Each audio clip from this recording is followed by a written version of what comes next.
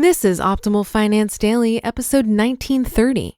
Inflation in 2022, the Rule of 72, and What to Do, Part 2, by Leif of Physician on Fire.com. And I'm your host and personal finance enthusiast, Diana Merriam. Today's post is a continuation from yesterday, so if you're new here, I'd recommend listening to yesterday's episode first. But if you're all caught up, let's hear part 2 and continue optimizing your life. Inflation in 2022, the Rule of 72 and What to Do, Part 2, by Leif of Physician on Fire.com. I can remember paying as little as 87 cents for a gallon of gas. A can of soda from a vending machine was 50 cents when I grew up. Candy bars on sale were 3 for $1. I may sound like your grandpa talking about how everything under the sun once cost a nickel, but I have now lived long enough to see the true effects of inflation.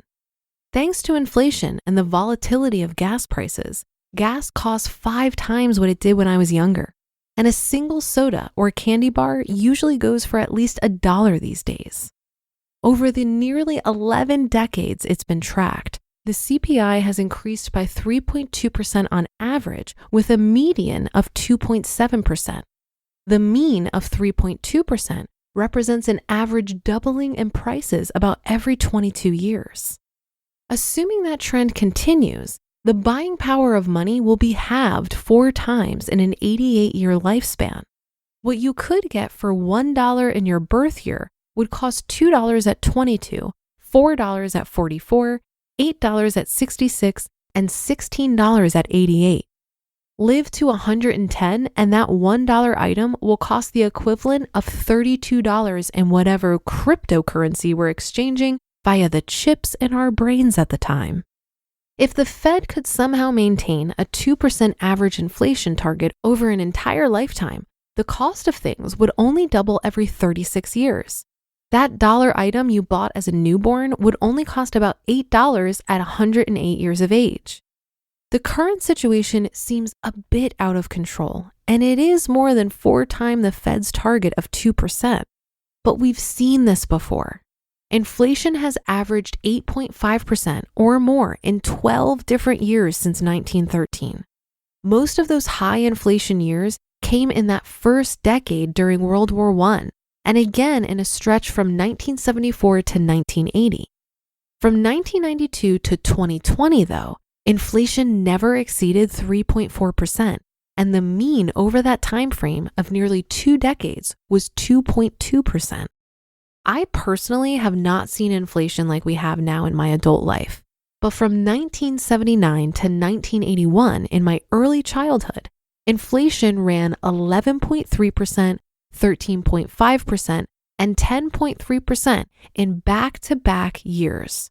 Those were great times to lock in long-term bond rates, and it appears that the $40,000 in I-bonds I recently bought will be bumped from the current interest rate of 7.1% to 9.6% in May.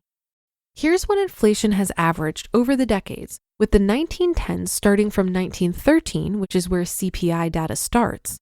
Note that the index was actually created several years later, but they were able to backfill accurate data to that year. 1910s, 10.03%. 1920s, 0.09%. 1930s, negative 0.3%. 1990s, 3%. 2000s, 2.57%. 2010s, 1.77%. The worst decade for inflation in the last 100 years were the 1970s. Using the rule of 72 or 70, we can see that spending power was cut in half from 1970 to 1980, and the CPI index we mentioned before showed precisely that. Could the 2020s be as bad or worse?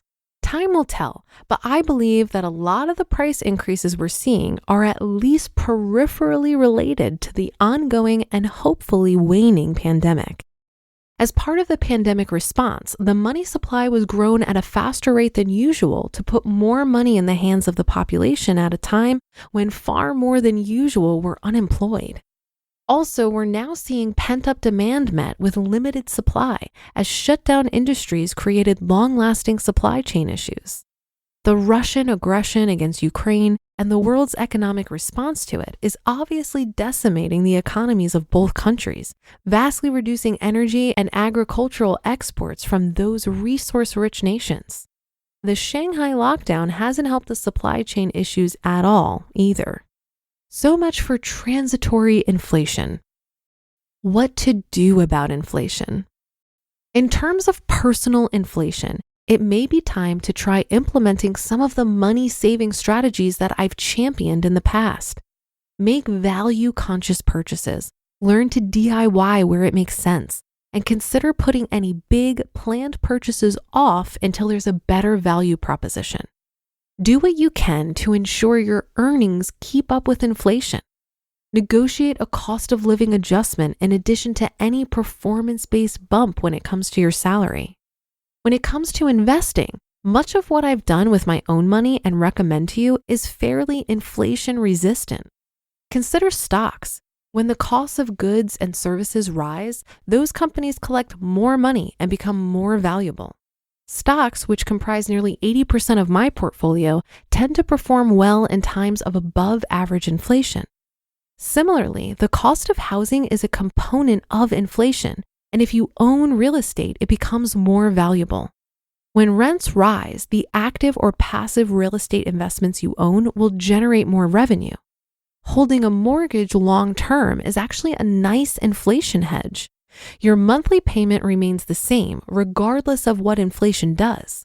30 years later, even with a low inflation rate averaging 2.4%, your payment is effectively half of what it was at the beginning, adjusted for inflation. With any luck, your investments and finances are already set up to do well in times like these. A portfolio heavy in stocks and/or real estate should do the trick. If you locked in a low mortgage rate before they started their rapid ascent, more power to you. You just listened to part 2 of the post titled Inflation in 2022, The Rule of 72 and What to Do by Leif of PhysicianOnFire.com. While we're all feeling the effects of inflation right now, and it is really high, it certainly has been worse in the past as referenced in this article. I find that helpful to remember because when economic conditions shift, it's easy for it to feel like the sky is falling or it's, quote, different this time. But historically, we have navigated this before. Another example is mortgage rates. It's super uncomfortable to see them climbing over 5%. But remember that the average mortgage interest rate on a 30-year loan in 1981 was over 16%. One thing that I find helpful in navigating higher costs is reminding myself that I have options. For example, I just got back from a trip with a friend where I would normally fly, but flights would have been $500 each. So instead, we opted to take a 9-hour drive. Even with the gas prices as high as they are, we paid less than $200 in gas. Also, when it comes to groceries, some items are seeing more drastic price increases than others.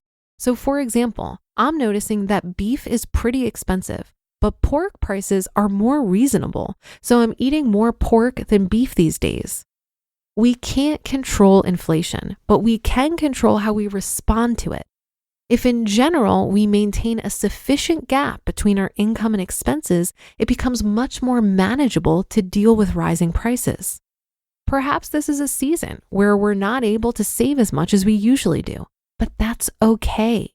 This is why we've created financial bandwidth for ourselves, so that inflation becomes an inconvenience versus a catastrophe.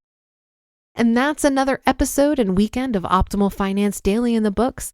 Thank you for your support and for listening every day.